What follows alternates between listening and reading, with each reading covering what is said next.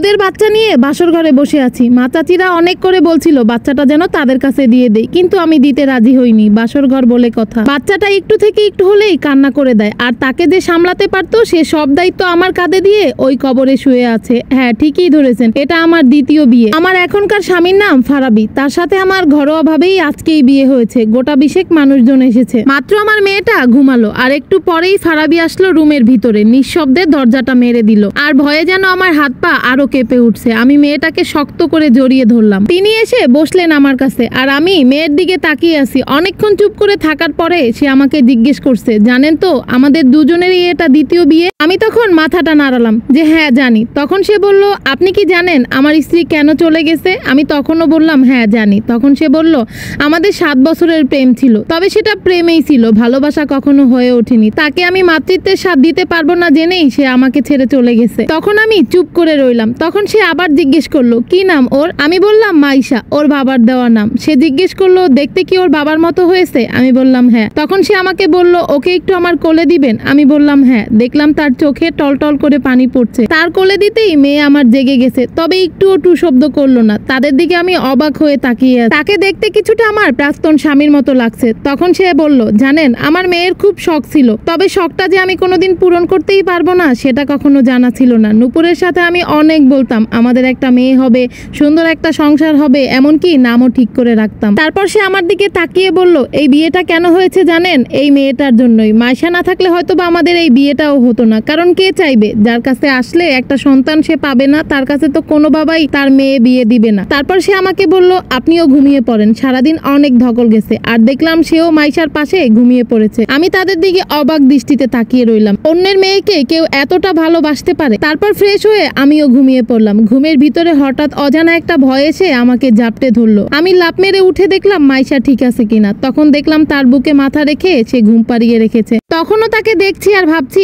একটা মানুষ কি করে অন্যের মেয়েকে এতটা ভালোবাসতে পারে। দেখতে দেখতে সকাল হয়ে গেল। ঘুম থেকে উঠেই পাশে হাত দিতেই দেখি মাইশা নেই। হঠাৎ আমার বুকটা কেঁপে উঠলো। তারপর হঠাৎ করেই চোখ গেল বারান্দার দিকে। দেখলাম সে বুকে নিয়ে এখনো শুয়ে আছে। তখন সে আমাকে বলল, মেয়েটা ঘুম থেকে উঠে কান্নাকাটি করছিল, তাই বারান্দায় নিয়ে চলে আসলাম, না হলে আবার আপনার ডিস্টার্ব হবে, ঘুম ভেঙে যেত। এবার সে আমাকে বলল, আপনি ফ্রেশ হন। আমি তাদের দিকে তাকাতেই দেখলাম মেয়ে আমার তার দাড়ি ধরে খেলছে, আর এইদিকে আমি ফুক করে হেসে দিলাম। তখন সে বলল, হাসছেন যে বরং? আমি বললাম, আমার মেয়ের আপনার দাড়ি পছন্দ হয়েছে। তখন সে বলল, মেয়ের যদি দাড়ি পছন্দই হয় তাহলে দাড়ি আরো বড় রাখবো, যাতে তার খেলতে আরো সুবিধা হয়। তারপর আমি ফ্রেশ হয়ে আসলাম নাস্তার টেবিলে। যখন তাকে নাস্তা দিলাম তখন সে আমাকে বলল, আপনি বেলের আচার বানাতে পারেন? আমি বললাম, দেখেছি আমার প্রাক্তন শাশুড়িকে বানাতে, তার হাতের বেলের আচার মজাই ছিল অন্যরকম। তখন সে আমাকে বলল, বেলের আচার আমার খুব পছন্দ।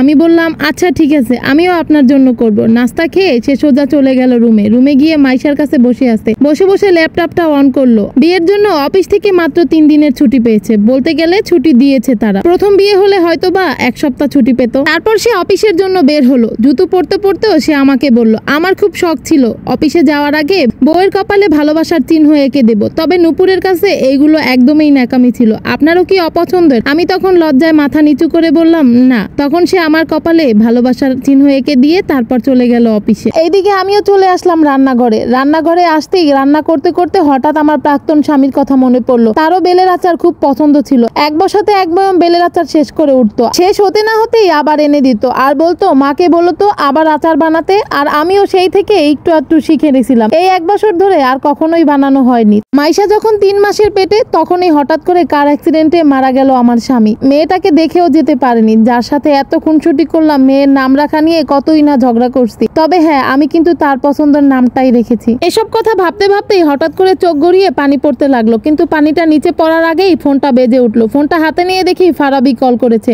জিজ্ঞেস করতেছে কি করেন। আমার কণ্ঠ শুনতেই বললে, কাঁদছেন নাকি? আমি বললাম না, পেঁয়াজ কাটতেছি তো এই জন্য। তখন সে জিজ্ঞেস করতেছে, ও রান্না করেন? আমি বললাম হ্যাঁ। জিজ্ঞেস করছে আমার মেয়ে কোথায়? আমি বললাম খাবার খেয়ে ঘুমাচ্ছে। তখন বলল, দুপুরে রান্না করবেন? আমি বললাম হ্যাঁ। বলল, আমি তো অফিসের কাজের জন্য বাইরেই খাই, আপনার কোনো আপত্তি আছে? আমি বললাম না। এবার বললাম, আচ্ছা ঠিক আছে, কাজ শেষ করে তাহলে খেয়ে নিয়েন, কোনো ফাঁকিবাজি করবেন না। এভাবেই দেখতে দেখতে আমাদের বিয়ে 7 মাস পূর্ণ হলো। মাইশার বাবা আমার খুব খেয়াল রাখে, আর মেয়ে বলতে তো পাগল, আর মেয়েও তার বাবা বলতে পাগল। সারাদিন কোলে বসে থাকে যতটুক সময় বাসায় থাকে, আর কলিং বেলের শব্দ পেলেই সে সবার আগে চলে আসে। হঠাৎ করে একদিন মাইশার বাবার প্রাক্তন স্ত্রী আসে। তখন আমি রান্নার কাজে ব্যস্ত ছিলাম। রান্না আমার প্রায় শেষ। এই এইদিকে ফারাবি নামাজ পড়ে এসে তারপরে মেয়ের সাথে খেলা করছিল। এর মধ্যে হঠাৎ করে কলিং বেল বেজে উঠলো। আমি দরজা খুলতেই দেখি নূপুর এসেছে। নূপুর এসেই দৌড়ে গিয়ে গেছে ফারাবির কাছে। নূপুরকে দেখতে অনেকটা বিধ্বস্ত লাগছে। সে দৌড়ে গিয়ে ফারাবিকে জড়িয়ে ধরার চেষ্টা করলো। তখন ফারাবি মাইশাকে কোলে নিয়ে আরো 2 কদম পিছিয়ে গেল। বলল, কেন এসেছো এখানে? তখন সে বলছে, একটু থাই পেতে এসেছি ফারু। তখন ফারাবি তার মুখের উপরে বলে, এটা কোনো আশ্রয় কেন্দ্র না যে তুমি চাইলেই এখানে আশ্রয় দেওয়া যাবে। তখন সে বলল, আমাকে ফিরিয়ে দিও না ফারু। রায়হানের সাথে বিয়ে হওয়ার পর বুঝতে পেরেছি আমি কি হারিয়েছি। তখন ফারাবি বলল, সরি নূপুর, তোমার জন্য আর আমার জীবনে কোনো জায়গা নেই, আর আমি আমার মেয়েকে ছাড়া থাকতে পারবো না। তখন নূপুর বলল, তাহলে রেখে দাও তুমি তোমার কাছে ওকে, তুমি এমনিতেও তো বাবা হতে পারবে না, আমরা দুজনে মিলে তারপরে ওকে মানুষ করব। তখন ফারাবি একটু রেগে গিয়ে বলল, তোমার মতো স্বার্থপর মেয়ে আমি এ জীবনেও দেখিনি। যখন সময় ছিল আমার কাছে থাকার তখন তুমি আমাকে ভেঙে চুরে একা ফেলে রেখে গেছো, আর এখন এসেছো ফিরতে, তাও আবার এসব কথা বলছো আমার স্ত্রীর সামনে। আমার বাসা থেকে এখনই বের হয়ে যাও। ফারাবিকে অনেক গলানোর চেষ্টা করছে নূপুর, তবে ফারাবি একটুও গলেনি। তারপর সে আকতি বিনতি করলেও কোনো কথাই সে শুনেনি। তারপর সে চলে যায়। তারপর এভাবেই দিন কাটতে লাগলো। বিকালে হঠাৎ করে আমাকে ডাকলো, চলো একটু ছাদে যাই। বললাম, আচ্ছা চলো। ছাদে গিয়ে দেখি রংধনু, অনেকদিন দেখা হয়নি। তারপর আমাকে জড়িয়ে ধরে বলল, মেহেরাজ ভাই আমার জন্য রত্ন রেখে গেছে, এই রত্ন আমি কখনোই হারাতে চাই না। আসলে একটা সত্যি কথা কি জানেন, আমরা সময় থাকতে জিনিসটার কদর কখনোই বুঝতে পারি না। যখন জিনিসটা আমাদের আর হাতে থাকে না তখনই আসলে কদর বুঝি, তবে তখন বুঝে কিন্তু কোনো লাভ নাই। এই জন্য সময় থাকতে সঠিক জিনিসের কদর করতে শিখুন। গল্পটি ভালো লাগলে অবশ্যই লাইক কমেন্ট শেয়ার করবেন। আল্লাহ হাফেজ।